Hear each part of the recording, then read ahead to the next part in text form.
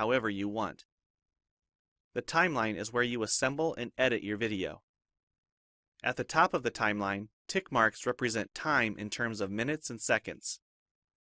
When building a video, you'll work in a horizontal manner, beginning from the left and moving sequentially through time toward the right. The tracks are layered on top of each other, so media you add on higher tracks is viewed on top of media on lower tracks in the canvas. For example, this callout is placed on top of the video track on the timeline, and therefore is on top of the screen video on the canvas. If I drag the video track on top of the callout on the timeline, the callout is now hidden behind the video on the canvas.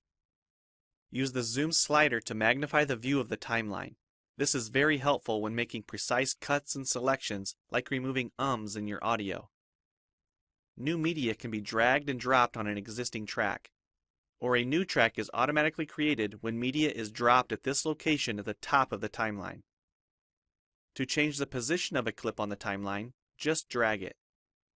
To change the duration of a clip, drag the edges in either direction.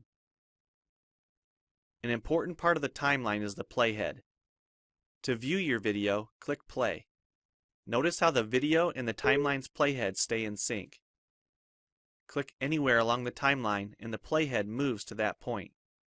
To remove a portion of your video, make a selection with the green in point and red out point. Then click the cut button. If you don't want media cut on a specific track, just click the lock icon. If you make a mistake while editing, press Ctrl-Z on the keyboard to undo, or choose Edit Undo.